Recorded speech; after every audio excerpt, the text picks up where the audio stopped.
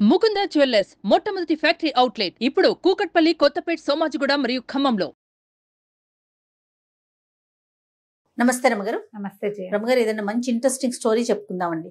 Series చెప్దామా? ఎన్ని ఎన్ని భాగాలు వస్తాయి? ఒక 4 భాగాలు వస్తాయి అనుకో. చిన్న సిరీస్. ఓకే. వజ్రాల దీవిలో పగడాల పడవ. బా, చాలా ఇంట్రెస్టింగ్ ఉంది రమగారు. ఇంట్రెస్టింగ్. అదే బాలమిత్ర కథలు అవి అప్పుడు మనం చెప్పుకున్నాం కదా. మాయా అశ్వమంత్రహారం అలాంటి కథల సిరీస్ లోనే ఇది ఒక కథ అన్నమాట. పూర్వం వజ్రాల దీవి అని ఒక రాజ్యం ఉండేదట. చంద్రసేనుడు అని ఆయన దానికి రాజుగా ఉండేవారు. ఈ చంద్రసేనుడు వీళ్ళు చాలా అద్భుతమైన రాజులు. ఆయన పూర్వీకుల్లో ఒక రాజుగారు చాలా గొప్పవాడు. ఆయన ఏం చేశాడట, మహావిష్ణువుని గురించి ఎంతకాలమో తపస్సు చేసి ఒక వజ్రాల బాణాన్ని వరంగా పొందాడు. వజ్ర బాణం, వజ్రాలు పొదిగిన బంగారు బాణం, మంచి బరువు అట అది. అయితే ఆ వజ్రాల బాణం ఈ మన చంద్రసేనుడి కొలువులు ఈ వజ్రాల దీవిలో లోపల ఉంది, పూజా మందిరంలో. ఆ వజ్రాల బాణం మహాశక్తివంతమైంది, మహావిష్ణు ప్రసాదం. ఆ దానివల్ల చుట్టుపక్కల ఏ రాజ్యం వాళ్ళు వీళ్ళ వైపుకి చూసేవాళ్ళు కాదు. ఓకే. ఎవరూ ఇక్కడికి వచ్చేవాళ్ళు కాదు. ఎవరి దారిన వాళ్ళు ఉండేవాళ్ళు. వీళ్ళ మీదకి ఎప్పుడూ దండయాత్రలు కానీ ఏమీ జరగలేదు. ఆ కాలం ఏంటంటే ఈ పక్క వాళ్ళ రాజ్యాన్ని హడపాయించేసే ఉద్దేశాలు కొంచెం తక్కువ ఉంటాయి. ఎవరి రాజ్యం వాళ్ళు బాగా చూసుకునేవాళ్ళు. రాజ్యంలో సుభిక్షంగా ఉండేది. ఈ భగవంతు ప్రసాదితమైన ఒక ఆయుధం అక్కడ ఉండటం వల్ల వీళ్ళకి అన్నీ బాగుండేవి. అదే గుర్రాలని, ఏనుగులని అవి బాగుండేవి. సైన్యం ఆరోగ్యంగా ఉండేవాళ్ళు, అందరూ ప్రజలంతా మంచివాళ్ళుగా ఉండేవాళ్ళు. పంటలు బాగా పండేవి, ఎంతో సంతోషంగా ఉండేవారు. అయితే రాజుగారికి మంజులాదేవి అని భార్య పట్టప్రాణి ఉండేది. చాలా కాలం సంతానం కలగకపోతే ఈ పక్క రాజ్యాలలో ఒకరు ఈయనకి సంతానం కలగట్లేదని మా అమ్మాయిని ఇస్తామని వచ్చారు. వాళ్ళ అమ్మాయిని కూడా చేసుకున్నారు. శ్యామలాంబిక రెండో రాణి. శ్యామలాంబికని చేసుకున్నాక కూడా ఆయనకి సంతానం కలగలేదు. అయ్యో. ఆయన ఎన్ని పూజలు, ఎన్ని నోములు, ఎవరైతే చెప్తే అది చేస్తూ ఉండేవాడు. మహాద్భుతమైన దేవాలయాలు ఉన్నాయట అక్కడ ఆ ఊళ్ళో, ఆ వజ్రాల దీవిలో. ఒకసారి దేవాలయ సందర్శనం చేసుకుని వస్తుండగా దేవాలయంలో ఉండగా ఈయన చూడ్డానికి ఒక యోగి పుంగవుడు ఒక ఆయన వచ్చాడు. ఆయన భలే ఉన్నాడట. పరమేశ్వరుడే మానవ రూపం దాల్చి వచ్చినట్టుగా ఉన్నాడు. అప్పుడు ఈయన వెళ్ళి అంతకుముందంతా ఏంటంటే సంతానం లేదు, ఒక సమస్యతో ఉన్నారు. వీళ్ళ తర్వాత వాళ్ళ వంశం వాళ్ళే కావాలి. అదే అందుకని చాలా ప్రయత్నాలు చేస్తున్నారు. యోగి మనం పిలవకుండా ఎవరైనా మన దగ్గరికి వస్తే అభ్యాగతులు, వాళ్ళంతటా వాళ్ళు వచ్చిన వాళ్ళు, వాళ్ళ వల్ల ఏదైనా వరం మనకి లభించవచ్చు అని భావించి ఈయన యోగి పుంగవుడిని విశేషంగా సేవించాడు. సంతానం కలగలేదు. మంజులాదేవికి లేరు, శ్యామలాంబికాదేవికి లేరు. ఏం చేయాలో తెలియట్లేదు. ఎన్ని రకాల పూజలు అవి చేస్తున్నామంటే అప్పుడు ఆయన చాలా తీవ్రంగా ఆలోచించి, మీ వంశంలో నాగదోషం ఉంది. ఓహో. పామును చంపిన దోషం ఉంటే ఇలా సంతానం కలగదు. ఈ పామును చంపిన దోష పరిహారార్థం చేయమన్నారు.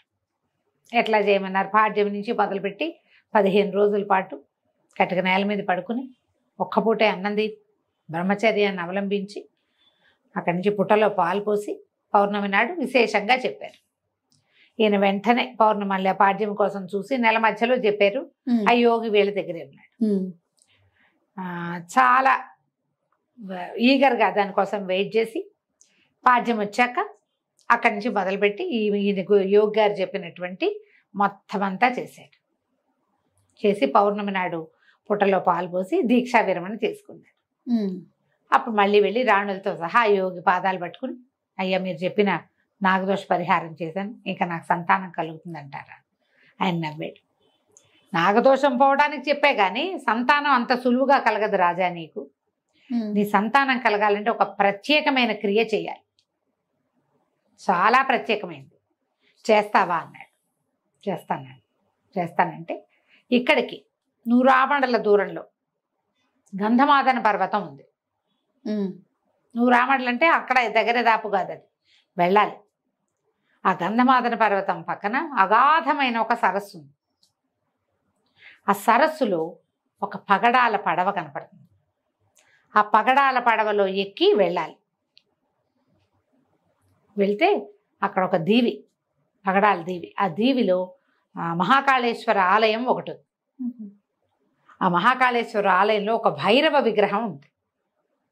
భైరవ విగ్రహం చేతిలో ఒక త్రిశూలం ఉంటుంది. ఆ త్రిశూలాన్ని తీసుకొచ్చి అక్కడి నుంచి 3 రాత్రులు 3 పగళ్ళు ప్రయాణం చేస్తే నల్లకొండ అనేది ఒక దెబ్బ వస్తుంది. దాని మీద దయ్యాలు నివాసం ఉంటాయి, ఎక్కువగా దయ్యాలు ఉంటాయి, బోల్డ్ అనే శక్తులు ఉన్నాయి ఆ నల్ల దిబ్బ మీద, నల్లకొండ దిబ్బ మీద చాలా శక్తులు కలిగింది. అక్కడ ఒక గున్నమావిడి చెట్టు ఉంది పైన, దానికి కవలపు కాయలు కాస్తాయి, 2 పళ్ళే కాస్తుంది అది.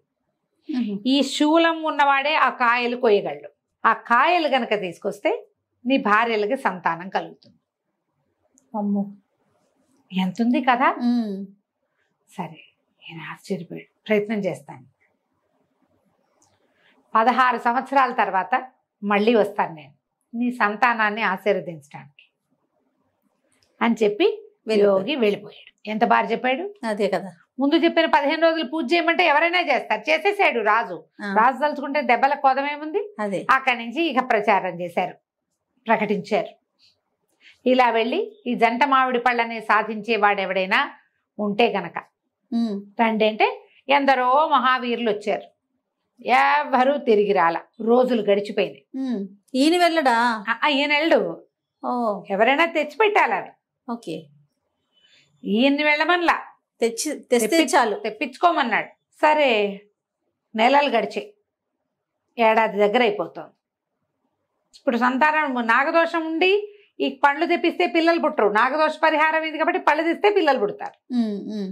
బాగా ఆలోచించి రాజుగారి సైన్యాధిపతి అయిన శూరసేనుడు మహావీరుడు, మామూలు వాడు కాదు.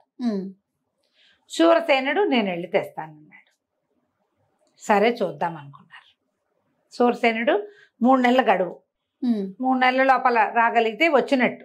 ఓకే, ఎందుకంటే గంధమాదన పర్వతానికి చేరటానికి నిలబడుతుంది, తిరిగి రావడానికి ఇంకో నిలబడుతుంది.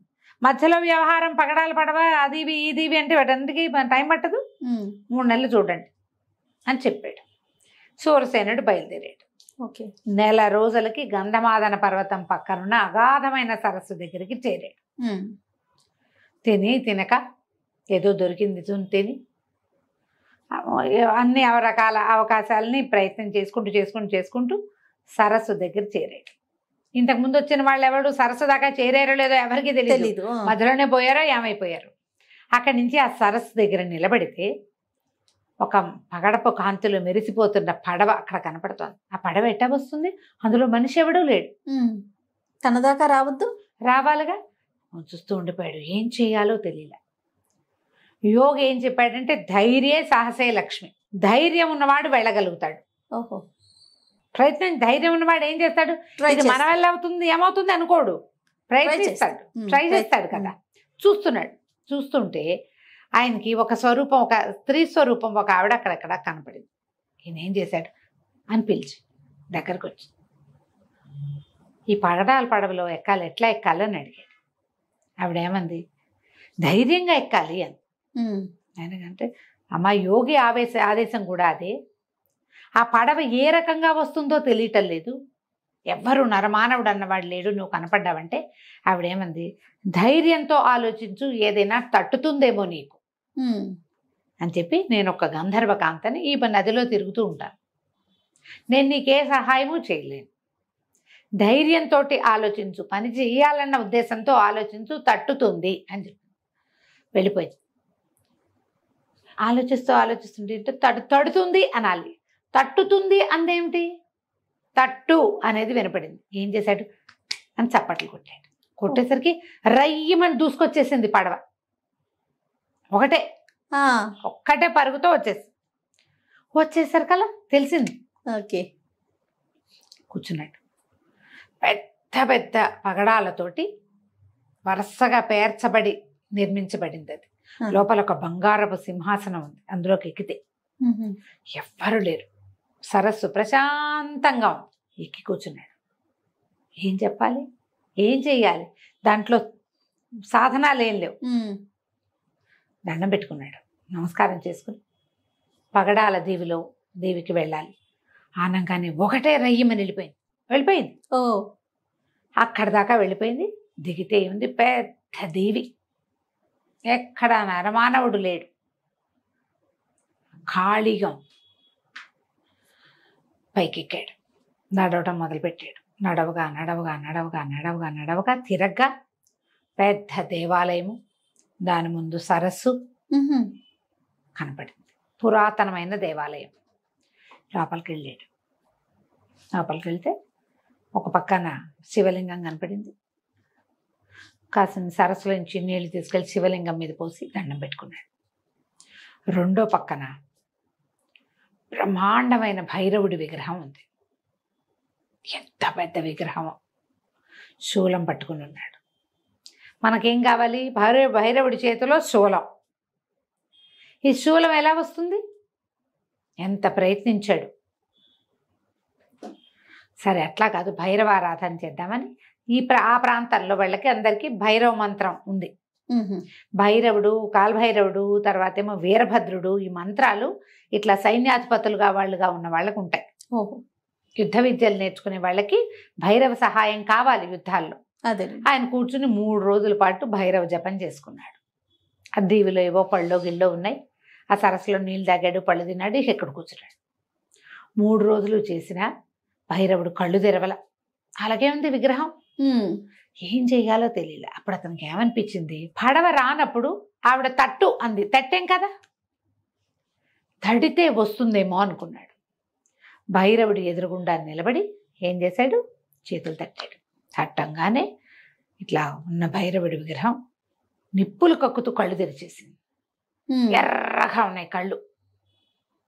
చేతిలో త్రిశూలం ఉంది కదా, ఒక అడుగు ఉగ్రంగా ఒక అడుగు ముందుకేశాడు. వేసి త్రిశూలాన్ని విసిరేశాడు. భైరవుడు విసిరేస్తే ఏమైంది? ఇతను ఎక్కడి నుంచున్నాడు? సూరసేనుడు ఎదురుగుండా నించున్నాడు. సూరసేనుడి గుండెల్లో గుచ్చుకుపోయింది.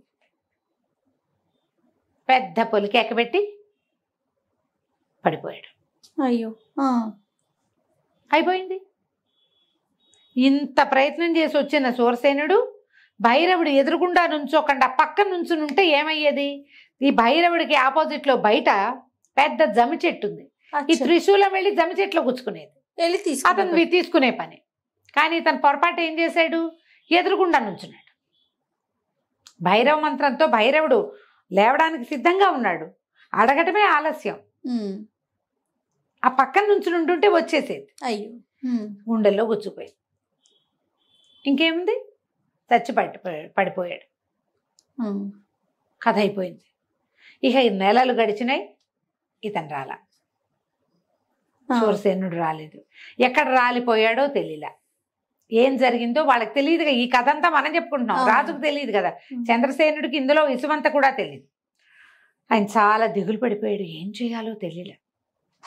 ఒకరోజు శివాలయానికి వెళ్ళి వస్తూ ఉంటే ఆయనకి ఎవరో ఒక మహావీరుడు ఒక అతను కలవడానికి వచ్చాడు అని చెప్పారు. వీరభద్రావతారంలాగా ఉన్నాడు వచ్చినవాడు. మహావీరుడు, ప్రచండు అతని పేరు. ఏమన్నాడు? మహారాజా, మీరు జంట మామిడి పళ్ళ కోసం ఎదురు చూస్తున్నారని నాకు తెలుసు. అక్కడికి వెళ్ళి ఆ పళ్ళు నేను తెచ్చిస్తాను. ఒక కోరిక తీర్చాలి నాది. నేను చేస్తాను ఈ పని అని చెప్పాడు. చెప్పేసరికి రాజు అన్నాడు, కోరిక సరేనని. కాకపోతే తమ దగ్గర ఏమిటి? అద్భుతమైన వజ్రాల బాణం ఉంది. ఎవరైనా అది అడగచ్చు వరంగా. అందుకని వజ్రాల బాణం తప్ప నువ్వు ఏది అడిగినా తీరుస్తానన్నాడు. అలాగే అడుగుతాను, ముందు మీకు పళ్ళు తెచ్చిపెట్టాక కనిపిస్తానన్నాడు. ఆ మహావీరుడుగా కనపడుతున్న ప్రచండు వెళ్ళిపోయాడు. అతను గంధమాదన పర్వతం చేరాడు. అగాధమైన సరస్సు చేరాడు. చప్పట్లు కొట్టి పగడాల పడవని పిలిపించాడు.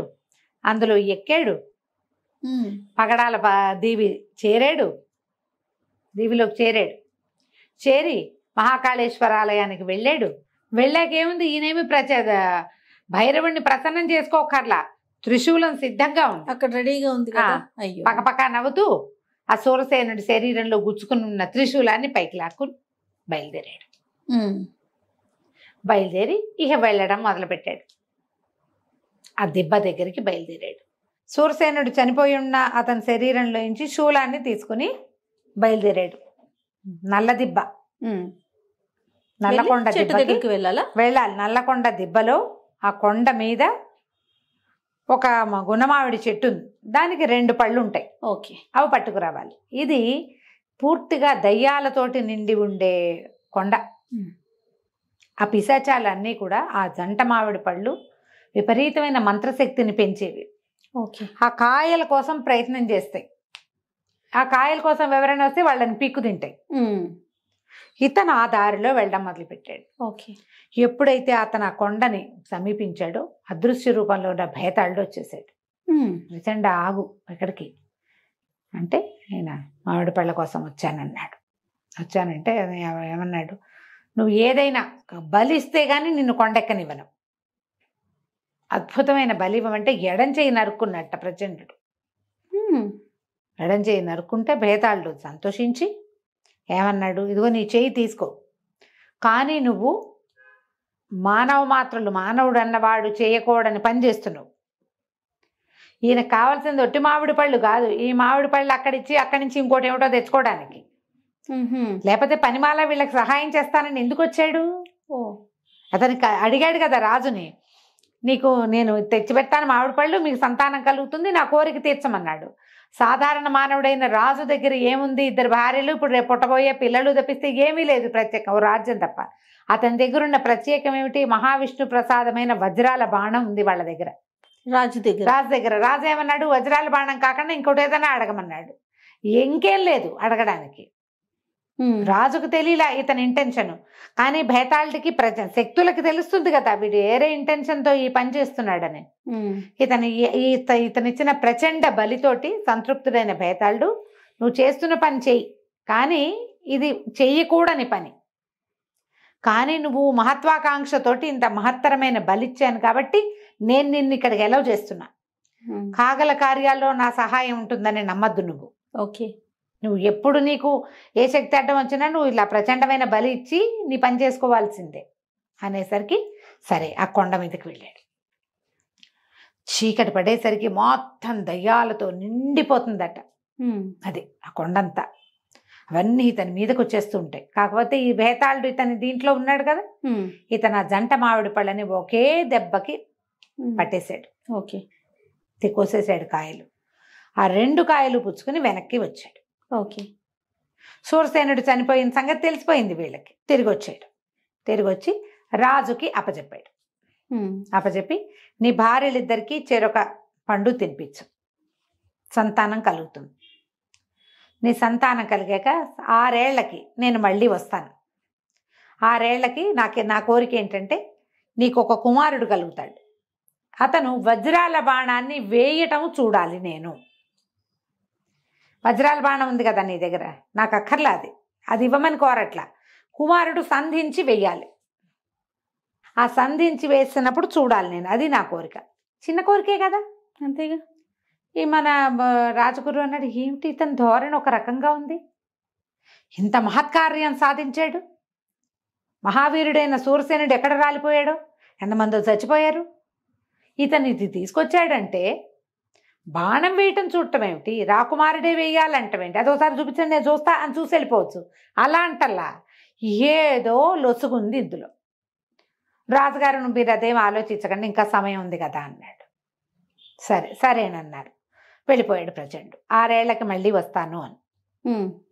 అతను వెళ్ళిపోయాక రాజు ఏం చేశాడు, ఆ పూట మహత్తరంగా ఊరంతా వజ్రాల దేవి నిండా అన్ని దేవాలయాల్లో అద్భుతమైన పూజలు చేయించి మహత్కార్య సాధన జరిగింది. 2 జంట మామిడి పళ్ళు, యోగి సెలవు ఇచ్చిన 2 మామిడి పళ్ళు ఊళ్ళోకి వచ్చేసినాయని, ఇక రాజకుమారుడు పుట్టడమే, వారసులు పుట్టడమే తరువాయని చాటించి అందరూ మంగళ వాయిద్యాలు అవి వాయించుకోండి, ఇళ్లలో జెండాలు అవి తగిలించండి, దీపాలు వెలిగించండి అని అన్ని ఆజ్ఞలు ఇచ్చారు. ఓకే.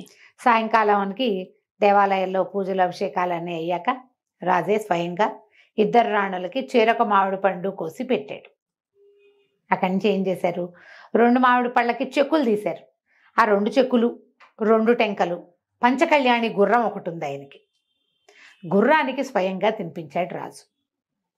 సంవత్సరం తిరిగేసరికి పెద్ద రాణి గారికి ఒక కుమారుడు, చిన్న రాణి గారికి ఒక కుమార్తె, పంచకళ్యాణి గుర్రానికి ఒక కుర్ర పిల్ల పుట్టారు. రాజకుమారుడికి అజేయుడు అని పెట్టారు పేరు. జయించరాని వాడనమాట. అమ్మాయి పేరు అనిల అని పెట్టారు. అక్కడి నుంచి ఏం చేశారు, ఈ గుర్రానికి నల్లటి మహాందమైన గుర్రపిల్ల పుట్టిందట. దాని పేరు మెరుపు అని పెట్టారు.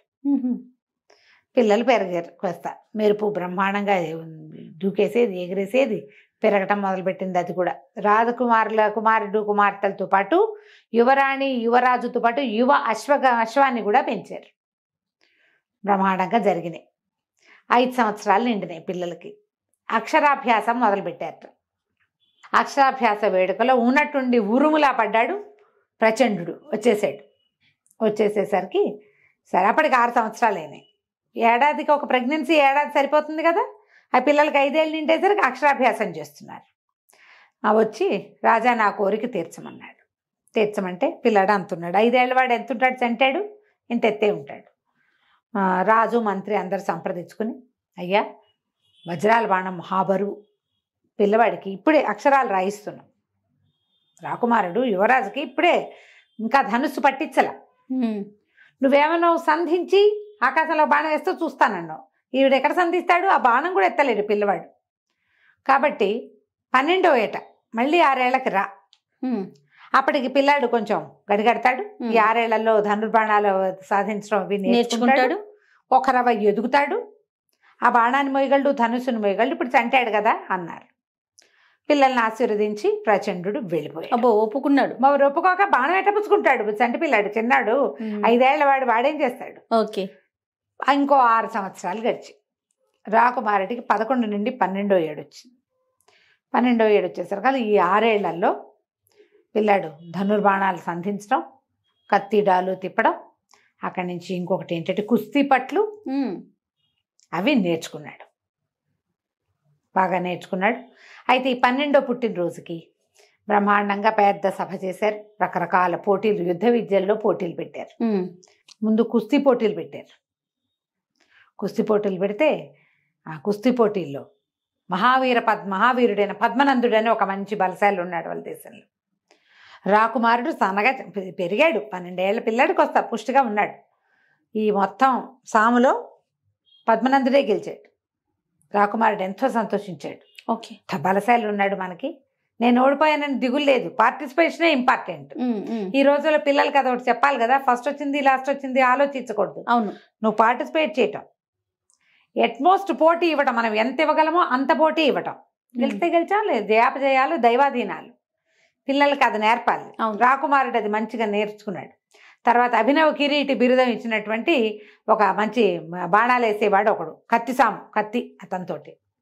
ఆ కత్తి సాములో రాకుమారుడే గెలిచాడు. ఈ మొత్తం హడావిడంతా అవుతుండగా ప్రచండు వచ్చేసాడు. మళ్ళీ 6 ఏళ్ళకి వస్తానన్నాడుగా. 11 నుండి 12వ ఏడు వచ్చింది రాకుమారుడికి. వచ్చేసాడు. రావటం ఏమిటి, పిల్లని ఆశీర్వదించాడు. పిల్లకేసి తదేకంగా చూశాడు. పిల్ల కూడా పెరిగింది. 12వ ఏడు వచ్చింది కదా, ట్విన్స్ కదా, ఒకసారే పుట్టారు కదా. సరే ఏమన్నాడు, నా కోరిక తీరుస్తావా రాజా అన్నాడు. తప్పకుండా తీరుస్తానని. ఆ దేశంలో ప్రజలందరూ కూడా చాలా ఉత్సాహంగా ఉన్నారు. వాళ్ళల్లో ఎవ్వరూ ఆ బాణాన్ని ఏనాడు చూడలే. ఆ వజ్రాల బాణం వాళ్ళకి ఎక్కడుంది, పూజా మందిరంలో ఉంటుంది. ఓకే, ఎవరు చూస్తారు? రాజు కూడా రోజుకోసారి ఊరికే దూరం నుంచి చూస్తాడు. దాన్ని ముట్టుకుని ఎత్తుకుని పట్టుకుని చూడ్డు. పిల్లాడి ఇప్పటిదాకా కంటితో చూడలేదు దాన్ని తీసుకొచ్చారు. బ్రహ్మాండమైన ధనస్సు తెప్పించారు. ఎప్పుడైతే ఆ బాణాన్ని తేగానే ప్రచండుడి మొహంలో తేడా చూసేసరి కల్లా రాజగురువు శ్రీకాంత శర్మకి అనుమానం వచ్చింది. ఏమిటి తన ధోరణిలో ఒక రకమైన మార్పు వచ్చింది. దాన్ని చూసేసరికల్లా అతని నరాలు ఉప్పొంగటం, మొహం ఇట్లా భీషణంగా తేతేతే అన్నట్టు చంద్రముఖి అయ్యాడనమాట. భయం వేసింది దీనికి. ఏంటి ఇది, తనలో ఇలాంటి మార్పు ఉంది అని, వద్దు వద్దు వద్దు ఈ పని చెయ్యొద్దు, ఇంకా సమయం అడుగుదాం, ఒక 6 నెలలు, ఒక 4 ఏళ్ళు, 16 ఏళ్ళు రానిమందాం అని పదే చెప్పాడు. చెప్పినా సరే రాజు ఒప్పుకోవాలి. బాణం వేస్తే చూస్తానన్నాడు. అంతే కదా, ఇచ్చిన మాట ఎట్లా తీరుకుంటాం? ఓసారి తీరుకున్నాం, రెండోసారి కూడా తీరుకోవచ్చా? మాట తీరకూడదు కదా మనం అని. నాయన ఏమంటామంటే అట్లాగే తండ్రి చేస్తానన్నాడు. బాణం పట్టుకొచ్చారు. పిల్లవాడు దానికి దండం పెట్టుకున్నాడు. అక్కడి నుంచి కాలు వెనక్కి పెట్టి, అది బరువు బాణం. మామూలు బాణాలు ఈకల్లా ఉంటాయి, సన్నగా ఉంటాయి, బద్దీలే కదా. మంచి బరువు, అది బంగారు బాణం. దానికి వజ్రాలు తాపి ఉన్నాయి. వెనకాల భాగంలో ఇట్లా ఉంటుంది కదా బాణాలకి యారోకి వెనక భాగం, ఆ వెనక భాగం అంతా వజ్రాలు. ఈ బంగారపు బాణం మీద ఇట్లా వరుసగా వజ్రాలు ఉన్నాయి. కొసకి ఒక సన్నటి వజ్రపు పొడి ముక్కని ఏదో అతికినట్టుంది, విరిసిపోతోంది అది. అంత దివ్యమైన బాణాన్ని కంటితో చూడటంతో ప్రజలు ఎంతో సంతోషించేశారు. ఏ తరంలోనూ బాణాన్ని ఎక్కుపెట్టిన వాడే లేడు. చిన్నపిల్లాడికి అవకాశం వచ్చింది. ఓకే. చాలా సంతోషంగా ఉన్నారు. అయితే ఏమైంది, ఒక గరుడ పక్షి వెళ్తోంది పైన. రాకుమార ఆ పక్షి మీదకి సంధించు బాణం అన్నాడు. పిల్లవాడు కాలు వెనక పెట్టి గట్టిగా లాగి వేసాడు. వేసేసరికల్లా అది వెళ్ళి ఆ గరుడ పక్షి దాకా వెళ్ళే లోపల పెద్దగా వికటాట్టహాసం వినపడింది. ఏదో అవుతోంది, జనాలకు అర్థం కాల. అంత నవ్వు వినిపిస్తుంది ఏమిటి అని చూసేసరికి ఈ కిందున్న ప్రచండు ఒక్క ఎగురెగిరి ఆ ఆకాశంలోకి వెళ్తున్న వజ్రాల బాణాన్ని పట్టేసుకున్నాడు.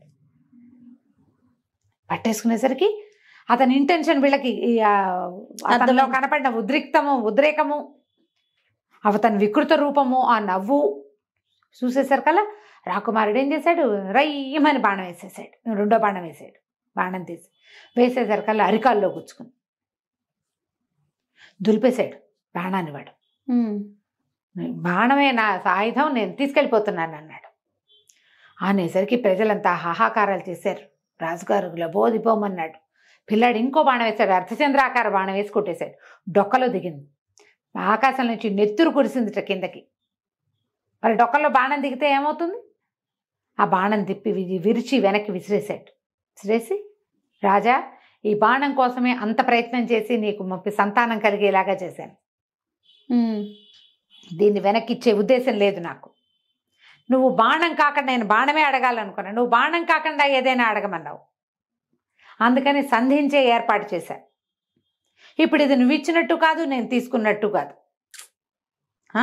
అక్కడి నుంచి ఏమన్నాడు, అజయ్య, నీ దెబ్బని మాత్రం మర్చిపోను, నేను ఇంతకింత బదులిస్తానని చెప్పి మాయమైపోయాడు. అయ్యో. అతను మాయమవుతున్నప్పుడు కూడా కొంత మేర నెత్తురు కురిసింది. అంటే ఆ వైపుగా వెళ్ళాడనమాట. తర్వాత కనపడలే.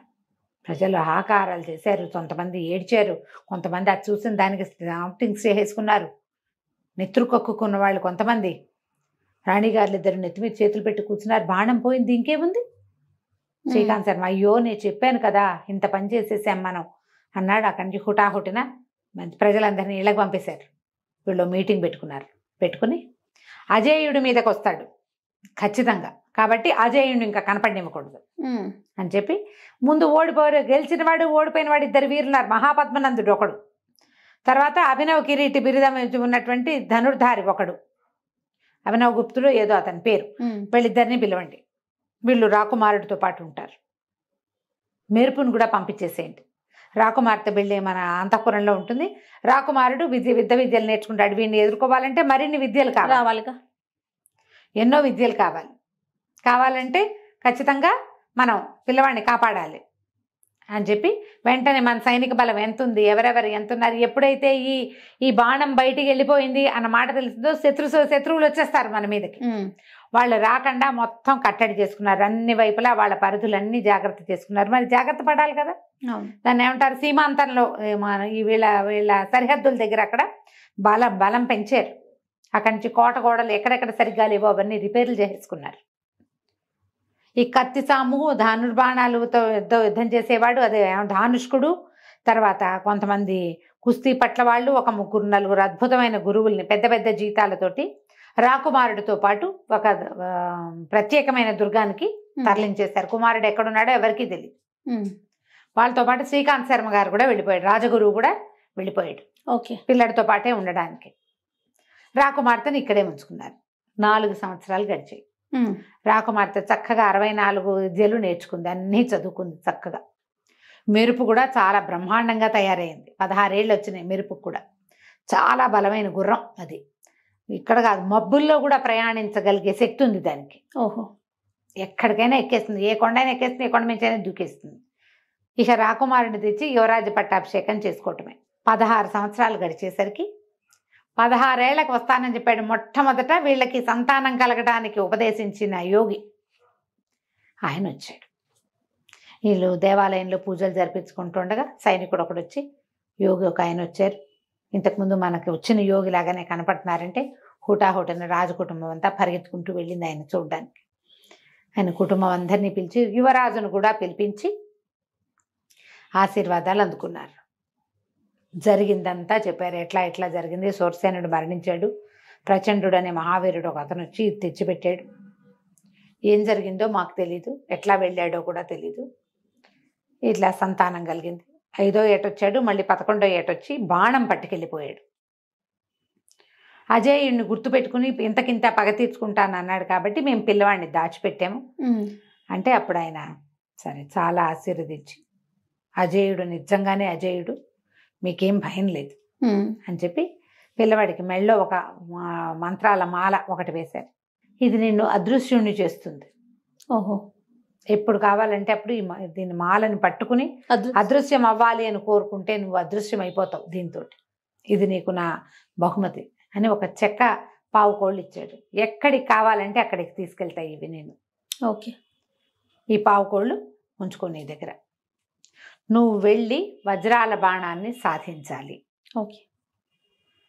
సాధించాలంటే ముందు ఎక్కడికి వెళ్ళాలి, ఎక్కడి నుంచి నీ జన్మ జరిగిందో అక్కడికి మొదట వెళ్ళాలి. అక్కడికి వెళ్ళి అక్కడి నుంచి నీకు రెండో ఇది వస్తుంది. ఓకే అని చెప్పాడు. చెప్పాక సరే ఇంకేమో ఇచ్చి ఆయన వెళ్ళిపోయాడు యోగి. ఈ యోగి చెప్పిన సలహా పాటించడం కోసం ఈ 16 సంవత్సరాల రాకుమారిని పంపించారు. ఈ మెరుపుని ఎక్కి రాకుమారుడైన అజేయుడు మళ్ళీ ఎక్కడికి బయలుదేరాడు, పగడాల పడవ ఎక్కడుందో అక్కడికి బయలుదేరాడు. దారి మధ్యలో రకరకాలు మెరుపుతోటి వెళ్ళాడు, రకరకాల ప్రయత్నాలు అవి ఇవి రోజుల తరబడి ప్రయాణం చేసుకుంటూ అక్కడికి వెళ్ళాడు. వెళ్ళిన తర్వాత ఒక చెట్టు కింద కూర్చుని, ఎక్కడైతే ఈ చెరువు ఉందో అక్కడ ఒక చెట్టు కింద కూర్చుని అటుకులు తింటా మొదలుపెట్టాడు. అతను ఎక్కడో అటుకులు తెచ్చుకున్నాడు ఒక పేదరాశి పెద్దమ్మ దగ్గర. అటుకులు ఉండే, మరి ఆ మధ్యలో ఆహారం కావాలి కదా, ఏదో గొంతు వినపడిందిట, నాకు పెట్టండి అని.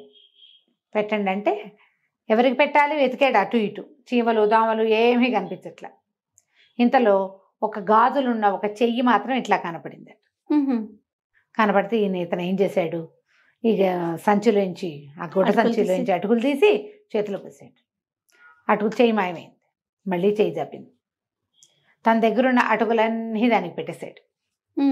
మళ్ళీ మళ్ళీ చేయి చాపుతోంది, మళ్ళా పెట్టేశాడు. పెట్టేశాక చాలా సంతోషం, మీరు నాకు ఎంతకాలంగానో ఆకలిగా ఉన్న నా ఆకలి తీర్చారు, నేను ఎప్పటి నుంచో ఇక్కడ ఉండిపోయాను, ఈ చెరువు మీదే తిరుగుతూ ఉంటాను అని చెప్పేసరికల్లా ఎంతను అడిగాడు, ఎందుకు నువ్వు ఇట్లా ఉన్నావు,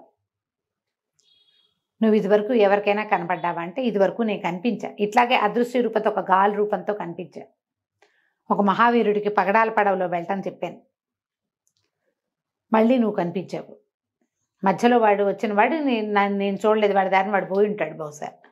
చెప్పేసరికల్లా నువ్వు ఎందుకు నీకు ఇది వచ్చిందంటే నా పేరు వీణాధరో విద్యాధరో, నేను గంధర్వకాంతని, నేను ఎన్నో విద్యలు నేర్చుకున్నాను, నా విద్య నాకు ఎట్లా వచ్చిందంటే నేను ఎవరైనా పోటీ పెట్టుకుంటే పోటీలో ఎవరు గెలుపొందారో చెప్పగలను, ఎవరిది అద్భుతమైన ప్రవర్తన ఏదో చెప్పగలుగుతా.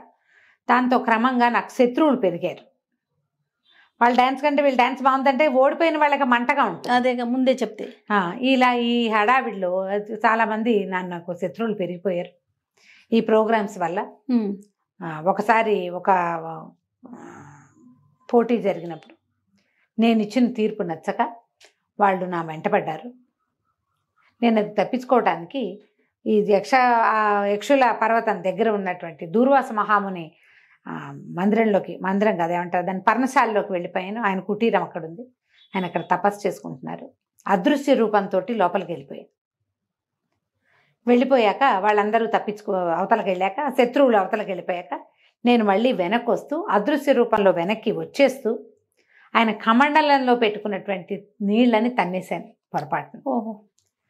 నీళ్లు ఎట్లా అయితే కింద పడిపోయినాయి, ఆయన కోపం వచ్చేసి నీళ్లు పడేశారు కదా. కోపం వచ్చి ఎవడైతే అదృశ్య రూపంలో ఈ నీటి కమండలాన్ని తన్నారో వాళ్ళకి ఆ అదృశ్య రూపమే నిలిచిపోతుంది, ఈ నీరు ఎట్లా కింద వైపుకి వెళ్ళిపోయిందో అట్లా వీళ్ళు కింద పడిపోతారని శపించాడు. ఇక నాకు భూలోక పతనం వచ్చేసింది, అదృశ్య రూపం ఉండిపోయింది. నేను పరిపరి విధాలుగా ఆయన ప్రార్థించి నేను విద్యాధరినని, నాకు ఈ సమస్య ఉందని, వాళ్ళందరూ కింకరులు నా వెంట పడితే నేను ఇట్లా పారిపోయానని, యక్షులు వెంట పడితే పారిపోయానని నేను చెప్పేసరికి, సరే నీ అదృశ్య రూపంలో నిన్నెవడైనా మానవుడు వివాహం ఆడితే నీకు శాప విమోచనం అవుతుందని చెప్పాడు. ఓహో.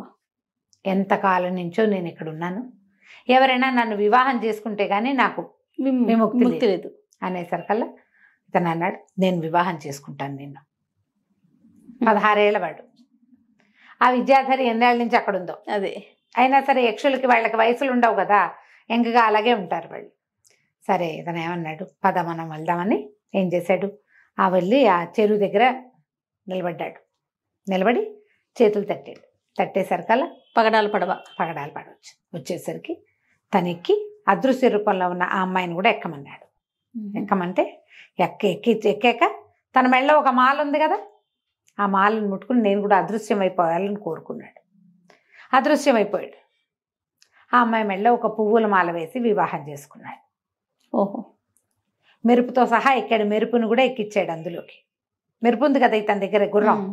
సరే ఇందులో ఇలా బయలుదేరి ఏం చెప్పాడంటే, నేను నా రుణం తీర్చుకోవడానికి వెళ్తున్నా, నాకు చాలా పని ఉంది, నువ్వు ఈ పగడాల పడవలోనే ఉండు, నువ్వు అదృశ్య రూపంలో ఉండొచ్చు, నీకు అవకాశం ఉంది కదా, అదే ఇందులోనే ఉండు, నువ్వు బయట ఉన్నా సరే ఇక్కడే ఉండి ఈ ప్రాంతంలోనే, ఎవరికి కనపడకుండా కూడా ఉండదు, ఇక్కడ ఎవరు మానవ మాత్రం లేరు, నేను నా పని అంతా పూర్తి చేసుకుని నేను వెళ్ళేటప్పుడు నిన్ను తీసుకెళ్తానని చెప్పాడు. ఓకే. చెప్పి ఈ పగడాల పడవలో అవతల తీరానికి వెళ్ళి అక్కడ కపాలేశ్వర ఆలయం ఉంది కదా, ఆ కపాలేశ్వర ఆలయానికి వెళ్ళిపోయాడు.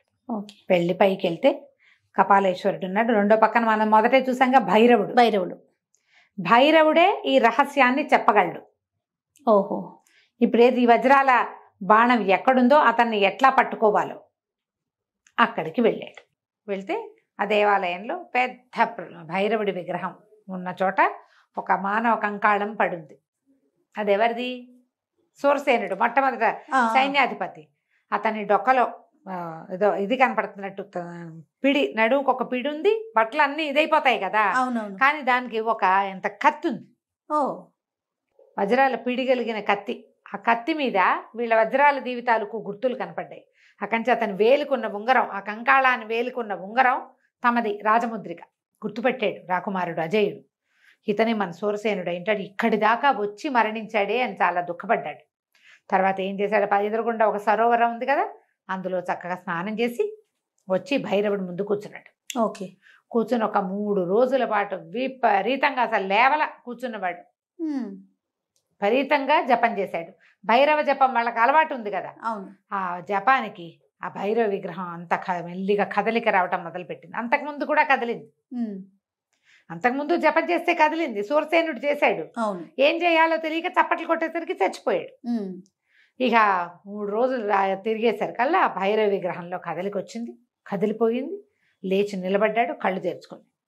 కళ్ళు తెరిచి చూసేసరికల్లా భైరవుడికి ఏం కనపడింది, ఈయన దగ్గర శూలం లేదు. అంతకుముందు శూలం విసిరాడు. శూలాన్ని వాడు పట్టుకుపోయాడు కదా ప్రచండు. ఈ ఎదురుకుండా ఒక 16 సంవత్సరాల కుర్రవాడు జపం చేస్తూ కనపడ్డాడు. కనపడితే ఈయన కుమార లేనైనా నువ్వు అని లేవదీశాడు. లేవదీసి, ఎవరు నువ్వు, ఎందుకు నన్ను ప్రసన్నం చేసుకోవడానికి ఈ ప్రయత్నం చేశావు అని అడిగితే కుర్రాడు ఏం చెప్పాడంటే, నేను వజ్రాలదేవి రాకుమారుని అజేయుణ్ణి, నా పేరు. ఈ మా కోసమని ఇంత దూరం వచ్చాడు మా సైన్యాధిపతి. ఈ మానవ దేహం ఈయన్ని బతికించండి, ఈ కంకాళంలో ఉన్న మానవుడిని బతికించండి. తర్వాత ప్రచండు మా తాలూకు వజ్రాల బాణాన్ని తీసుకుపోయాడు. ఆ బాణం తీసుకురావటం, వెనక్కి తెచ్చుకోవటం ఎలా, అతని ఆయుష్ని కడతేర్చడం ఎట్లా, ఈ 3 చెప్పండి మాకన్నాడు. అనేసరికల్లా ఈయన భైరవుడు ప్రసన్నుడై ఇతను చక్కగా భైరవ స్తోత్రాలు అవి చదివి ఇవి చెప్పాడనమాట. ప్రత్యక్షం అయితే భగవంతుడు చూసి ఏదో ఒక మంచి మాట్లాడతారు కదా. అప్పుడు ఆయన ఏమన్నాడు, ఈ మానవుడిని బతికించాలంటే చాలా పెద్ద ప్రయత్నమే చేయాలి. ఒకటి. రెండోది, వజ్రాల బాణం, మీ వజ్రాల బాణం ప్రచండుడి దగ్గరే ఉంది. వాడు ఆ బాణంతో మహావిష్ణువు మీద యుద్ధానికి వెళ్ళడానికి ఆ బాణాన్ని సాధించాడు. అది విష్ణువు చేతిలో ఉండే బాణం. ఆయన మీ వంశంలో ఒక పూర్వీకులకి ఇచ్చాడు. వాడు బ్రహ్మ కోసం ఇప్పుడు తపస్సు చేసుకుంటున్నాడు, విష్ణువు మీద యుద్ధానికి వెళ్ళే అవకాశాన్ని ఇవ్వమని. ఆయన ఎక్కడుంటాడో తెలీదు. విష్ణువు ఎక్కడో ఉన్నాడు. ఆయన ఎక్కడుంటాడో ఎవరికీ తెలీదు. విష్ణువుని వెతకలేరు. బ్రహ్మను పట్టుకుంటే విష్ణువు దొరుకుతాడని ప్రయత్నం చేస్తున్నాడు. అయితే ఇంకా ఇంకా ఉన్నాయి గోల్డని. అతని ప్రాణం అతని చేతుల్లో ఉండదు. వాడి ప్రాణం, వాడి హృదయాన్ని మహాకాళి హృదయంలో ప్రతిష్ఠ చేసి ఉంచాడు. అది ఎక్కడుంది? వాడు ఉండేటువంటి భైరవ కోనలో లోపల మహాకాళి విగ్రహం ఉంది. కాళీ హృదయంలో ఉంది ఓకే. ప్రచండుడి ప్రాణం. ఈ మానవుడిని బతికించడానికి ఒక ఉపాయం చెప్తాను. వాకిట్లో ఉన్న సరోవరం, బయట ఒక సరోవరం ఉంది కదా, ఆ సరోవరంలో లోపల కింద ఒక ముత్యం ఉంటుంది, నల్ల ముత్యం. అది తీసుకొచ్చి ఈ కంకాళం మీద పెట్టు. తర్వాత నల్ల కలువలతో నీళ్లు తెచ్చి ఇతని మొత్తం కంకాళాన్ని తడపాలి. నువ్వు కలువతో నీళ్లు తేవటం ఏటా? ఎన్నొస్తాయి కలువతోటి? ఎన్నిసార్లు తిరగాలి? తడపాలి. తర్వాత ఈ దేవాలయం తలుకు పై భాగంలో శిఖరాగ్రంలో సంజీవిని అనే ఒక మూలిక ఉంటుంది, ఒక మొక్క. ఆ మూలిక తెచ్చి ఇతని మీద పెడితే బతుకుతాడు. ఇన్ని చేయాలి. ఇంత చేస్తే ఇతను బతుకుతాడు. బతికిన తర్వాత నువ్వు ఎక్కడికి వెళ్ళాలి? భైరవ కోనకి వెళ్ళాలి. అది అక్కడెక్కడెక్కడో ఉంది, దానికి కూడా మార్గం ఉంది వెళ్ళటానికి. ఓహో. అక్కడికి వెళ్తూ కానీ ముందు ఇతన్ని బతికించుకో. ఆ కాళీ హృదయంలో ఉన్న ఆ హృదయాన్ని తీసుకోవాలంటే అంత సులువు కాదు. కాళీని ప్రత్యక్షం చేసుకోవాలి. ఎన్ని చేయాలి పనులు మరి? ఆ కాళీని ప్రత్యక్షం చేయటానికి కూడా అక్కడ ఇంకొకటి ఉంది, నా త్రిశూలం ఉంది. భైరవుడు చెప్పాడు. ఆ త్రిశూలం ఎక్కడుంది? ఇతను పట్టుకెళ్ళిపోయాడు కదా ప్రచండు, దాన్ని వాడు ఉండే ఆ నివాసానికి దగ్గరలో ఉన్న ఒక అయస్కాంతపు కొండ ఉంది.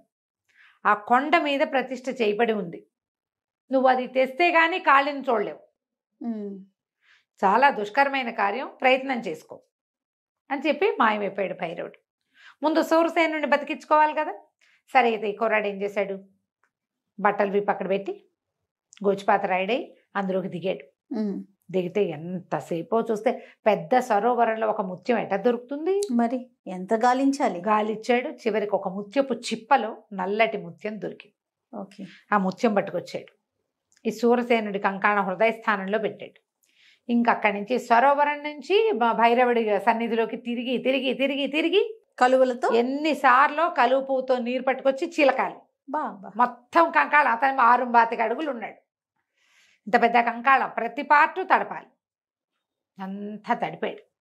ఆ తర్వాత ఏం చేశాడు? అతని దగ్గర చెప్పులు ఉన్నాయి కదా, ఈ దేవాలయం పై భాగంలోకి వెళ్ళాలి. సంజీవని, ఆ సంజీవని మూలిక కోసం తన పాదుకలు ధరించి ఆ శిఖరాగ్రానికి వెళ్ళి అక్కడున్న సంజీవనిని పట్టుకొచ్చేసరికల్లా ఇప్పుడు ఈ నీళ్లతో తడిపేసరికే మొత్తం శరీరం అంతా వచ్చేసింది. కంకాళం అంతా పూడిపోయింది. మానవ దేహం కనపడుతోంది వస్త్రాలతో సహా.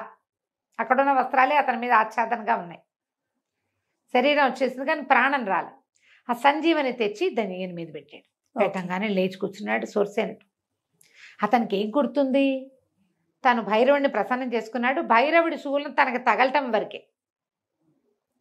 ఆయన కళ్ళు తెరిచి చూసేసరికి ఓ 15-16 సంవత్సరాల కుర్రాడు, గోచిపాతరాయుడు, ఒంటిపించి నీళ్లు గారుతూ నుంచుని ఉన్నాడు. ఓ, అది చూస్తే ఎట్లా ఉన్నాడు? చంద్రసేన మహారాజులాగా ఉన్నాడు.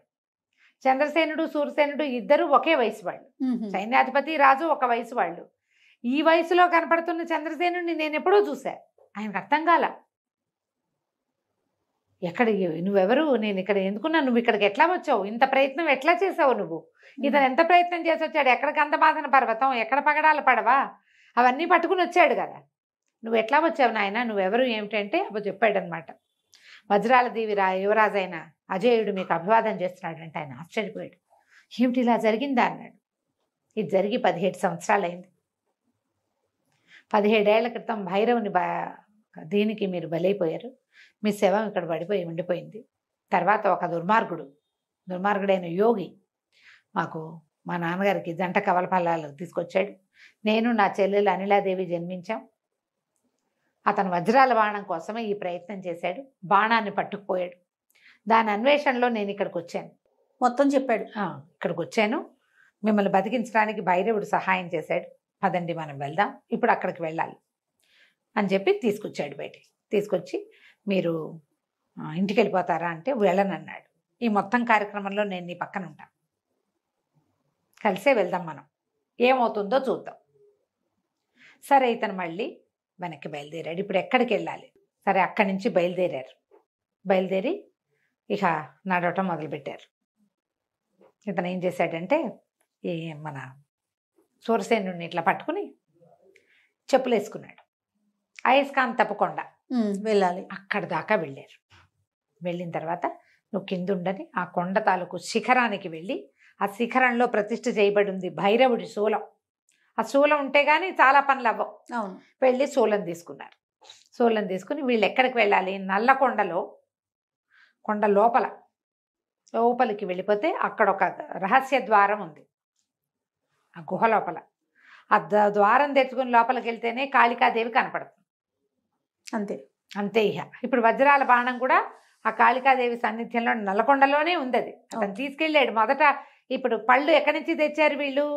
ఆ నల్లకొండ పైన ఉన్న గుణమావిడి చెట్టులోంచే తెచ్చుకున్నారు పళ్ళు. అక్కడికే వీళ్ళు మళ్ళీ వెళ్తున్నారనమాట. ఓకే. వీడు అక్కడికి వెళ్తాడని తెలిసే పట్టుకున్నాడు అతను. సరే ఏం చేశారు? ఇద్దరు కలిసి బయలుదేరారు. ఇవి శూలం పుచ్చుకొని వెళ్తుంటే అక్కడ ఒక కొండని రక్షిస్తూ ఒక రాక్షసు ఉందట. ఆ రాక్షసి మీదకి వచ్చింది. ఎంత సాహసికులరా నరులు ఇక్కడ అన్నాడు. అడుగు కూడా పెట్టడానికి వీల్లేదు అని చెప్పి మీదకి వస్తే ఆ శూలం పెట్టి ఒక పోటు పడితే చచ్చిపోయిందట. అక్కడి నుంచి రకరకాల జంతువులు, ఓ తేలు, ఆ కొండితోటి అది అది రాక్షసులు, ఇవే దయ్యాలే, పిశాచాలే అలా రూపంలో ఉన్నాయన్నమాట. జంతు పిశాచాలు. ఓకే.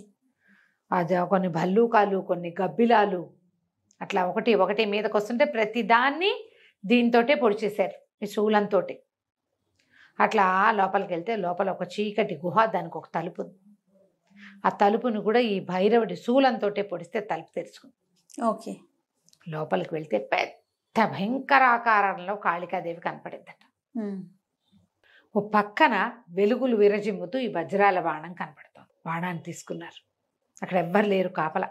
అతను బ్రహ్మ దగ్గరికి తపస్సుకి వెళ్ళాడు కదా, బ్రహ్మదేవుడి కోసం తపస్సు చేసుకోవడం కోసం ఇంకో చోటకి వెళ్ళిపోయాడు అతను. ఇక్కడ లేడు. తన కైలాస పర్వతం వైపుకు వెళ్ళిపోయాడు. అమ్మవారే రక్షిస్తుంది వజ్రాల బాణాన్ని. ఆవిడ గుండెల్లో ఎలాగో వాడి ఆయు పేటిక అంటారు. ఆ పేటిక ఆవిడ గుండెల్లో ఉంది, ఆ విగ్రహపు గుండెల్లో. అక్కడి నుంచి ఇతను ఏం చేశాడు? గోల్డ్ అంతసేపు కూర్చుని అమ్మవారిని ప్రార్థన చేశాడు పరిపరి విధాల. ఇతను అమ్మవారి కోసం దీంట్లో కూర్చుంటే, జపంలో కూర్చుంటే, సూరసేనుడు అతని దగ్గర కత్తిను భైరవుడి ఇది పట్టుకుని, భైరవుడి శూలం పట్టుకుని ఆ వజ్రాల బాణం పట్టుకుని కాపలాగాసాడు. రోజులు గడిచినాయట. 3-4 రోజులు గడిచాక అమ్మవారు ప్రత్యక్షమైతే లేచి నిలబడి అనేక విధాలుగా ఇద్దరు స్తోత్రాలు చేశారు. ఈ రాకుమారుడితో రావటం వల్ల నేను అమ్మని కంటితో చూడగలిగానని సూరసేనుడు ఎంతో సంతోషించాడు. ఓకే. అప్పుడు ఇతను అడిగాడనమాట, అజయుడు, మరి మా వజ్రాల బాణం ఇక్కడ ఉంది, నేను తీసుకెళ్ళిపోతాను, కానీ అతనితో మాకు ఎప్పటికైనా ప్రమాదమే కదా, ప్రచండుడిని సంహరించడం ఎట్లా అంటే, ఆవిడేం చెప్పిందంటే, నా గుండెల్లో ఉంది, వక్షస్థలంలో వాడి ఆయుఃపేటిక ఉన్నది, కానీ నన్ను పడగొట్టడం ఎవరి వల్ల కాదు, పరమశివుడు ఒక్కడు తప్ప నన్ను ఇంకొకడు పడగొట్టలేడు. నన్ను పడగొట్టాలంటే నువ్వు శివుడి సహాయం తీసుకోవాలి. ఎట్లా పడగొడతారు? అమ్మవారి విగ్రహాన్ని ముట్టుకుంటే ఒప్పుకుంటుంది ఆవిడ? అదే కదా. మానవ మాత్రలు కుదరదు కదా. దండం పెట్టుకోవడానికి ఒప్పుకుంటుంది, పడగొట్టడానికి ఒప్పుకోవద్దు. నువ్వు ఆ పని చేయాలంటే, అతన్ని సంహరించాలంటే ఇదే మార్గం. నువ్వు శివుణ్ణి స్వాధీనం చేసుకుని రా, అప్పుడు ఆయుపేటకి తీసుకోవచ్చు నువ్వు. ఓకే. అనగానే ఇప్పుడు శివుడి కోసం తపస్సు చేయాలి. ఇప్పుడు కైలాస పర్వతాన్ని దగ్గరికి వెళ్ళి పర్వత సానువులు లోపలికి నీకు ప్రవేశం ఉండదు, బయటే శివుడి కోసం నన్ను ప్రార్థించినట్టే ప్రార్థించు. ఆయన ప్రత్యక్షమయ్యి ఆయన ఒప్పుకుంటే ఈ విగ్రహం పడగొట్టాలని, అంబిక విగ్రహాన్ని పడగొట్టాలంటే ఒప్పుకోవద్దు, మరి నువ్వు ఒప్పించుకుని రా. ఇప్పుడు ఇతను తపస్సు ఏమిటి? ముందు బ్రహ్మని తర్వాత శివుణ్ణి తపస్సు చేస్తాడు వాడు ప్రచండు. ఎందుకంటే అతనికి కావాల్సింది ఏమిటి? విష్ణుమూర్తితోటి యుద్ధం. అప్పుడు లోకాల మీద సామ్రాజ్యాధిపత్యం. మంత్రవేత్తలందరికీ కూడా ఒక భగవంతుడి మీద పగ ఉంటుంది. వీళ్ళే దేవుళ్ళు అయిపోవాలని కోరుకుంటారు. పాత కథల్లో అవే కనపడుతుంది. అవునండి. వీడే దేవుడు అయిపోవాలి, వాడు దేవుడు అయిపోవాలంటే దేవుడిని జయించాలి. అందుకని ఇట్లాంటి శక్తులని సహాయంగా తీసుకుంటారు. అందుకు విష్ణువు మీద జయించాలన్నా, ఆయన మీద యుద్ధానికి వెళ్ళాలన్నా విష్ణువు యొక్క ఆయుధంతో కుదురుతుంది మానవులకి. అందుకు ఆ వజ్రాల బాణాన్ని సాధించాడు వాడు అని చెప్పి అమ్మవారు మాయమైపోయింది. ఇప్పుడు ఏం చేయాలి? సరే మళ్ళీ బయలుదేరారు. మళ్ళా బయలుదేరి కైలాస పర్వతం వైపుకి ప్రయాణం చేశారు. కైలాస పర్వతానికి వెళ్ళిపోయారు. పర్వతం కైలాస పర్వతమే కానీ కైలాసం కాదు అది, ఇంకా వెళ్ళాలి లోపలికి. ఆ ద్వారాలు మామూలు వాళ్ళు ఎవరికి తెరవబడవు. శూరసేనుడు మళ్ళీ కాపలా కాస్తుండగా ఇతను మళ్ళీ జపానికి కూర్చున్నాడు యువరాజు. ఇప్పుడు ఇతనికి ఇలా ఎలా కుదిరింది? వీడు చిన్నపిల్లవాడు కదా, ఎట్లా కుదిరిందంటే ఇతని 12వ ఏటే అతనికి ఏం చేశారు, వీడు ప్రచండుడు ఏం చేస్తాడోనని ఒక రహస్య స్థలంలో అడ్డుపెట్టారు. రాజగురువు అయిన శ్రీకాంత శర్మ ఇతనితోటి ఉన్నాడు. ఈ మంత్రోపదేశాలన్నీ అతను చేశాడు. ఒట్టి యుద్ధ విద్యలతోటి పూర్తిగా దేన్ని సాధించలేము. యుద్ధ విద్యలకు ఎప్పుడూ దైవ బలం ఉండాలి. శారీరక బలానికి ఎప్పుడు కూడా, విద్యకి కూడా దైవానుగ్రహం ఉంటేనే కుదురుతుందని ఈ మంత్రోపదేశాలన్నీ ఆయన చేయటం వల్ల ఇతనికి గంటల తరబడి ధ్యానంలో కూర్చోవటం అలవాటైంది. ఓకే. ఇక బయట కూర్చుని ఇది తపస్సు చేసుకోవటం మొదలుపెట్టాడు కుర్రబాడు. రోజుల తరబడి కూర్చున్నాడు. క్రమంగా ఇతని పంచాక్షరి మంత్ర జపానికి కైలాసం కదలటం మొదలుపెట్టిందట. మొదలు పెడితే ఆయన ఏదో తాండవానికి ఏర్పాట్లు చేసుకుంటున్నారు. సాయంకాలం వేళ ఈ కదలిక కంపన వస్తోంది. ఎవరి వల్ల ఇది కంపిస్తోంది, ఎవడ్రా వాడు అని అనేసరికల్లా ఒక మానవ యువకుడు మీకోసం ప్రార్థిస్తున్నాడని ప్రమదగణాలు చెప్పేసరికి పరమేశ్వరుడు బయటికి వచ్చి కుర్రవాడికి ప్రత్యక్షమయ్యాడు. ప్రత్యక్షమయ్యేసరికి అలా కుర్రాడు రకరకాల నమస్కారాలు చేసి ఎన్నో రకంగా పరిపరి విధాలుగా పరమేశ్వరుని ప్రార్థించి తన కథంతా చెప్పుకొని మహాకాళి విగ్రహాన్ని పడగొట్టాలంటే కేవలం నీ వల్లే అవుతుంది తండ్రి. ఆ విగ్రహంలోనే ప్రచండుడి ఆయుష్ ఉంది. నా బాణం దొరికిందని నేను వెనక్కి వెళ్ళిపోతే మళ్ళీ నన్నేమీ చేయడన్న నమ్మకం లేదు. పైగా ఇప్పుడు తపస్సు కూడా చేయబోతున్నాడు. ఇంత తపస్సంపన్నుడు అయిన తర్వాత నేనేం చేయగలుగుతాను? అప్పుడు ఆయన ఆలోచించి సరే అని చెప్పి ఒక చిన్న శక్తిని నువ్వు కోరుకున్నప్పుడు నీకు ఈ దీనికోసమే ఉపయోగపడుతుంది, వెనక్కి వెళ్ళిపో, నువ్వు నన్ను ప్రార్థించి నువ్వు అంబిక విగ్రహాన్ని పడగొట్టచ్చు ఓకే అని చెప్పి ఒప్పుకున్నాడు. ఆ శక్తితోటి మళ్ళీ సూరసేనుడు ఈ అజేయుడు ఇద్దరు బయలుదేరి వచ్చారు. బయలుదేరి ఇక్కడికి వచ్చేసరికల్లా ఆయన ఇచ్చాడు కదా, అప్పుడు ప్రార్థన చేసుకుని తన కత్తికి రుద్రశక్తిని ఆవాహన చేసుకుని ఆ శక్తితోటి అంబిక విగ్రహాన్ని కొట్టబోయాడు. కొట్టబోయేసరికల్లా మళ్ళీ అమ్మవారి ప్రత్యక్షమైంది. నేను ఆ విగ్రహాన్ని పడదోయలేను, నేను చేయకూడదు, నువ్వు ఒక పని చెయ్యొచ్చు, ఆమెకి ఇష్టమైన బలి సమర్పణ చెయ్యి. మహాకాళి బలికి లొంగుతుంది, ఒప్పుకుంటుంది. నువ్వు బలి సమర్పణ చేసి అప్పుడు నీ దగ్గర భైరవ ప్రసాదితమైన త్రిశూలం ఉంది కదా, శూలం ఉంది భైరవుడిది, ఆ శూలంతో ఆమె వక్షస్థలాన్ని కనుక కొట్టేవంటే, విగ్రహం తలకు వక్షస్థలాన్ని కొడితే నువ్వు ఈ ప్రచండుడి హృదయం అతని ఆయుష్ పేటికని నువ్వు పట్టుకోగలుగుతావు. అంటే ఇప్పుడు అమ్మవారికి ఏమి ఇష్టం, ఏం సమర్పణ చేయమంటావు అని అడిగాడు అజయుడు. అప్పుడు ఇతను ఏం చెప్పాడంటే, దేవి విగ్రహం ఉన్న చోట దాని వెనకాలగా ఒక పాతాళ బిలం ఉంది. ఆ లోపలికి వెళ్ళిపోతే ఆ లోపల ఆ కింద నుంచి రకరకాల గదులు పైకి ఉంటాయి అనుసంధానం చేసి. అది నీటిలో జలరాక్షసుడు ఒకడున్నాడు. వాడి పచ్చని రక్తం వాడికి, జలరాక్షసుడు, ఎన్నో చేతులు ఉంటాయి వాడికి. ఆ రాక్షస రక్తాన్ని గనక అమ్మవారికి సమర్పించావంటే ఆమె నిన్నేమందు, నువ్వు విగ్రహం పగలగొట్టచ్చు అని చెప్పాడు. వీళ్ళిద్దరూ ఇక్కడికి వచ్చారు. అమ్మవారి ప్రత్యక్షం అయింది అన్నా కదా, దానికి ముందు జరిగింది అనమాట. ఇతను ఏం చేశాడు, అమ్మవారి ఆ సన్నిధిలోకి ప్రవేశించి సూరసేనుడిని అక్కడే ఉంచి నువ్వు నేను వచ్చేదాకా ఇక్కడ సిద్ధంగా ఉండమని ఆ జలరాక్షసుడి కోసం ఆ పాతాళ బిలం లోపలికి వెళ్ళాడు. పెద్ద చెరువు ఉంది అక్కడ. చెరువు నిండా ఏవో అల్లిబిల్లిగా అల్లుకుపోయిన ఆకులు అవి ఇవి ఉన్నాయి. రాక్షసుడు ఎక్కడా కనపడలేదు. చూడగా ఒక శిలలాగా, ఒక సుద్దలా కనపడుతోంది. దాని చుట్టూతో అన్ని ఆకులు అలమల ఉన్నాయి. ఇతను ఏం చేశాడంటే త్రిశూలపు కొసతోటి దాన్ని కదిపేసరికల్లా ఎగిరి పైకి వచ్చింది. అది దాని నిండా చేతులే, అన్ని చేతులు ఉన్నాయి దానికి. ఒక పెద్ద ముద్ద లాంటిది అనమాట. ఒక రకంగా ఆక్టోపస్లు అవి ఉంటాయి కదా, అలాంటిది. ఇక ఈ కుర్రవాడు దానికి అందకుండా అటు ఇటు పరుగులు పెడుతూ మధ్యలో ఈ ఉన్న మెళ్ళో ఉన్న పూసల దండ ఒకటి ఉంది కదా, హారం, దాన్ని ముట్టుకుంటే అదృశ్యం అయిపోతుంది, కనపడకుండా ఉంటాడు కదా. ఆ రాక్షసుడిని కవ్విస్తూ పైదాకా తీసుకొచ్చేసాడు. తీసుకొచ్చాక సూరసేనుడు కూడా అక్కడే ఉన్నాడు కదా. సూరసేనుడు తన ఖడ్గం తీసి ఇతను ఇద్దరు కలిసి చేతులన్నీ కోసేశారు, చేతులు కొట్టేశారు. కొట్టేసి ఆ జలరాక్షసుని శూలంతో ముందుకు జరుపుతూ అమ్మవారి సన్నిధిలో ఉన్న పెద్ద మందిరంలోకి తీసుకొచ్చేసారు. ఆవిడ అట్లా నిలబడి ఉంది. ఏం చేశారు, వాడి చేతుల నుంచి నెత్తురు కారిపోతుందట, మందిరం అంతా రక్తం మడుగులు కడుతోంది. అక్కడికి వచ్చాక భైరవ శూలాన్ని వెనక్కి తిప్పి దాన్ని కొట్టేశాడు. కొట్టేసరికి అది రక్తం ఇట్లా చిందిందట. చింది మొత్తం అంతా పడిపోయింది. ఇంకా ఆవిడేమందనమాట, ఆ నెత్తురంతా ఆమెకి. అప్పుడు ఇతను ఏం చేశాడు, ఆ శూలాన్ని ఇట్లా బారు చేసేసరికల్లా అమ్మవారు ప్రత్యక్షమైంది. ఆగ్నాయన,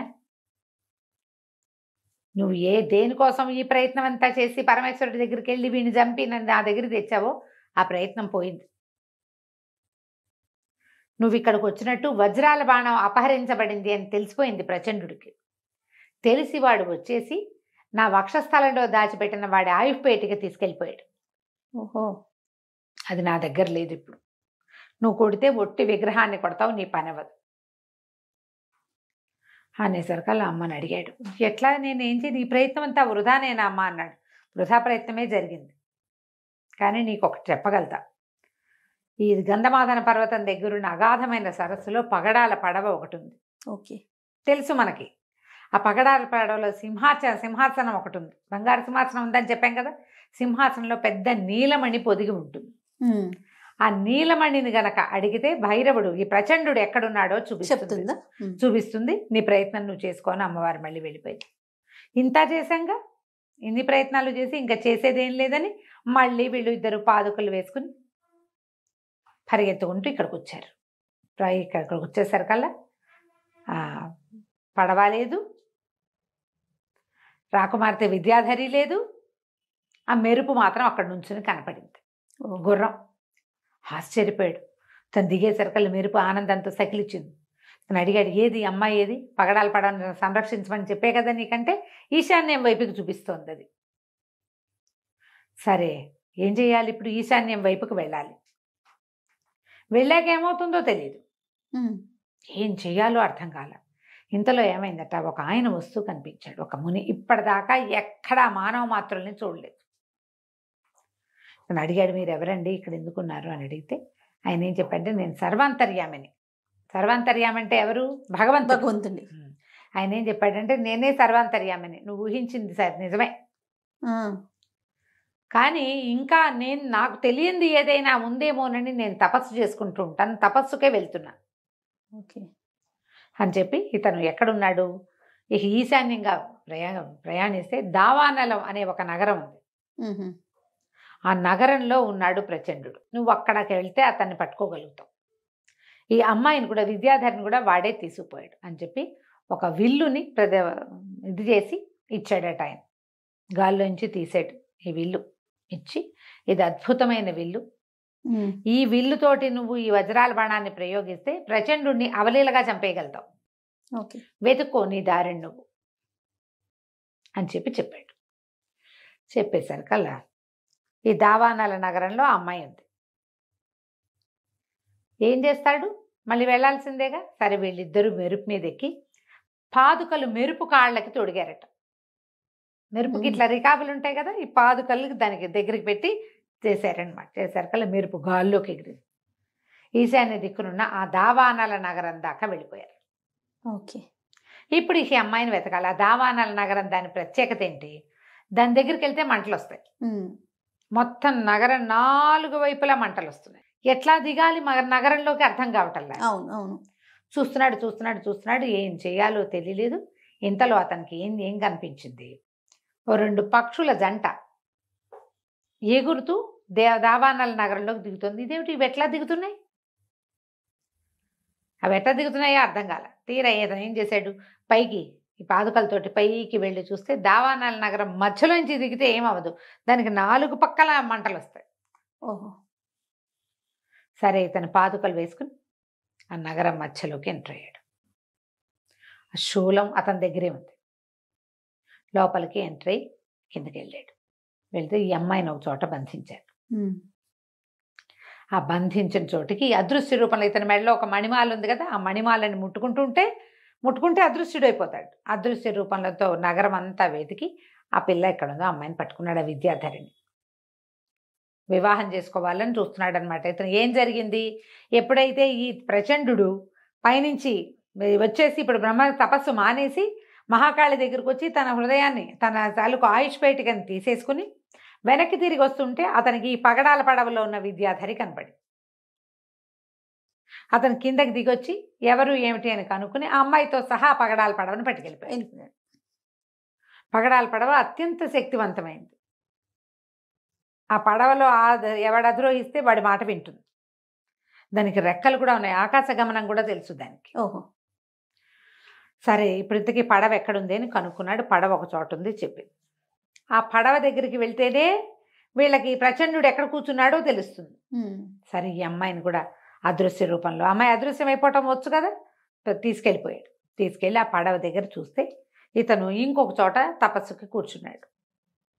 సరే ఏం చేశాడు, సూరసేనుడిని అక్కడికి తీసుకొచ్చి ఈ పడవని విద్యాధరిని ఆయన అతనికి అప్పచెప్పి, నువ్వు వీళ్ళని రక్షించు, ఇక్కడే ఉండు, ఈ భైరవ శూలను నీ దగ్గర ఉంచుకో, నాకు వజ్రాల బాణము ఆయన ఇచ్చిన రత్నాల విల్లు రెండూ సరిపోతాయి అతన్ని చంపడానికని అతన్ని చంపడానికి వెళ్ళాడు. ఇక ఎంత మందు ఎదురుపడ్డారో,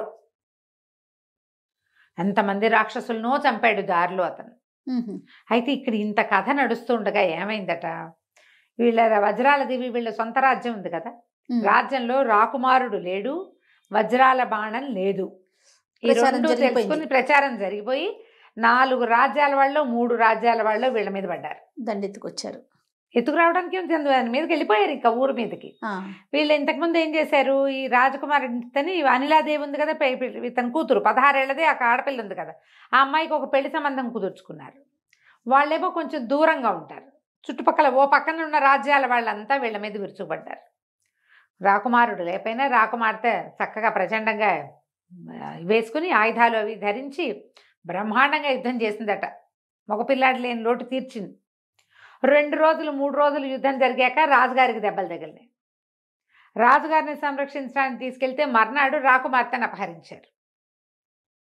రాజ్యాన్ని స్వాధీనం చేస్తారా, అమ్మాయిని చంపేయమన్నారా, వీళ్ళకి తెలియటల్లా ఏం చేయాలో. రాకుమారుడా లేడు, సూరసేనుడు లేడు, కొంత మటుకు చేయగలుగుతారు. సరే ఈ లోపల ఏమైంది, అంచెటపాల మీద వాళ్ళకు ఉత్తరం రాశారు. పెళ్లి వాళ్ళకి విజయవర్మ అతని పేరు, కౌశాంబి నగరానికి చెందిన వినయవర్మ కుమారుడు విజయవర్మతో ఈ పిల్లకి పెళ్లి సంబంధం మాట్లాడుకుని పెట్టుకున్నారు. వాళ్ళు వస్తున్నారు సహాయానికి. ఇక్కడ జరుగుతోందనమాట ఇది. ఈ లోపల మన అజయుడు ఏం చేశాడో, ప్రచండుడి దగ్గరికి వెళ్ళిపోయాడు. ఎన్ని రకాల మందినో పంపించాడు, దయ్యాలు, పిశాచాలు, భూతాలు, రాక్షసులు. ఎవరు వచ్చినా ఈ వజ్రాల బాణం వేస్తే ఎవరైనా బూడిద కుప్పల్లాగా మారిపోవటమే. ఆ బాణం మళ్ళీ వచ్చేస్తుంది వెనక్కి. మొత్తం అంతా బూడిద కుప్పలు అయిపోయాక ఇతను కూడా ప్రచండుడు కూడా వచ్చాడు. వచ్చి ఏమన్నాడు, నువ్వు డొక్కలో కొట్టావు, కాలు మీద కొట్టావు, అయినా నేను నిన్ను సహించాను. ఈ బాణం కోసం నేను చేసిన ప్రయత్నం అంతా పాడు చేసావు, నువ్వు నీ అంతు చూస్తానని ఏం చేశాడట, ఒక వజ్రాలు పొదిగిన ఒక గదని వేశాడట. అది కూడా ఇట్లాగే భగవద్దత్తమైంది. అయితే ఏమైంది, ఆ గద వేసేసరికల్లా ఈ రాకుమారుడు ఏం చేశాడు, వజ్రాల బాణాన్ని వేశాడు. ఆ బాణాన్ని గద ఎదుర్కోలేకపోయింది. మళ్ళీ వెనక్కి తిరిగి ఎవడు వేశాడో వాడిని కొట్టేస్తుంది. ఓహో. అది వెనక్కి తిరిగింది, వజ్రాల బాణము తగిలేసింది. 2 తగిలి పడిపోయాడు ప్రచండుడు. ప్రచండుడు మరణించాక మొత్తం ఆ చుట్టూతా ఉన్నదంతా మంటలుగా ఉంది కదా, నగరం అంతా, దావానల నగరం మొత్తం ఉన్న మంటలన్నీ ఆరిపోయింది. ఓహో. ఎక్కడ మంట లేదు, రాక్షస గణాలన్నీ పిండి పిండి బూడిదే. సరే ఇతను ఏం చేశాడు, మళ్ళీ అక్కడి నుంచి తన పాదుకలతోటి ఈ పైన పర్వతం పైన వాళ్ళని అట్టి పెట్టాడు.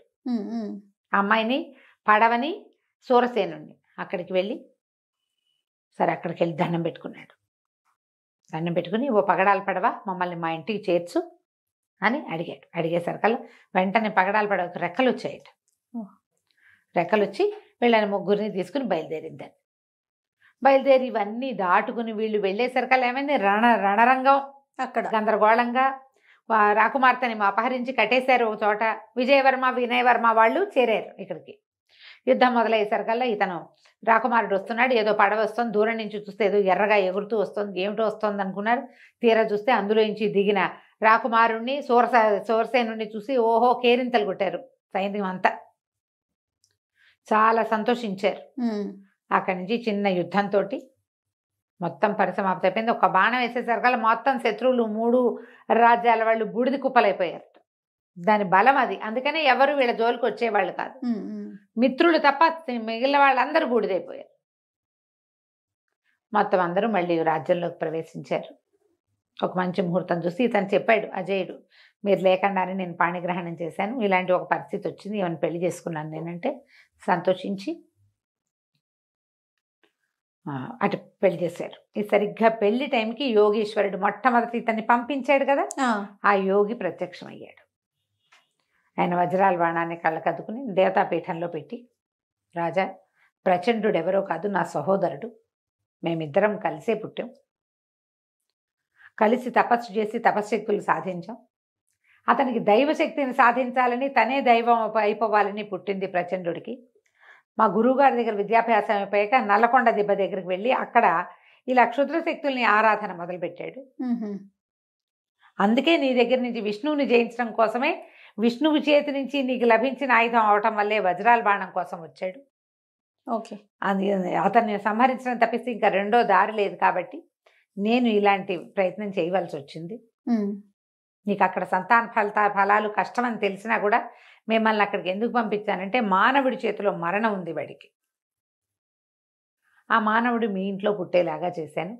ఈ పగడాల పడవని మీ దగ్గరే ఉంచుకోండి, మహత్తర శక్తులు ఉన్నాయి, ఇది మామూలు ప్రయాణాలకి వాటికి వాడేది కాదు, పూజార్హమైంది, కావాలంటే ఇది స్వర్గం దాకా కూడా రెక్కలు కట్టుకుని ప్రయాణం చేయగలదు, కాబట్టి మీ వజ్రాల దీవిలోని ఈ పగడాల పడవని కూడా ఉంచుకోండి, మీ వజ్రాల బాణం ఎలాగో మీ దగ్గరే ఉంటుంది, ఇక మీకు ఎప్పుడు శత్రు భయం ఉండదు ఓకే అని చెప్పి అనేక ఆశీర్వచనాలు ఇచ్చి ఇద్దరు దంపతుల్ని, 2 జంటలు ఉన్నాయిగా, దీవించి వెళ్ళిపోయాడు. ఆ తర్వాత కొంతకాలానికి అజయుడికి రాజపట్టాభిషేకం చేసి రాజు రాణి విశ్రాంతి తీసుకున్నారు. కథ కంచికి మనం ఇంటికి. చాలా బాగుంది రమ్మగారు, మంచి ఇంట్రెస్టింగ్ గా ఉంది. ఇది నిదానంగా చదివితే ఒక 80 పేజీల కథ. నేను చకచకా చెప్పేశా. అవును, బ్రీఫ్ చేసుకుని చెప్పుకున్నాం మనం. రైట్ అండి, నమస్తే. నమస్తే జయ.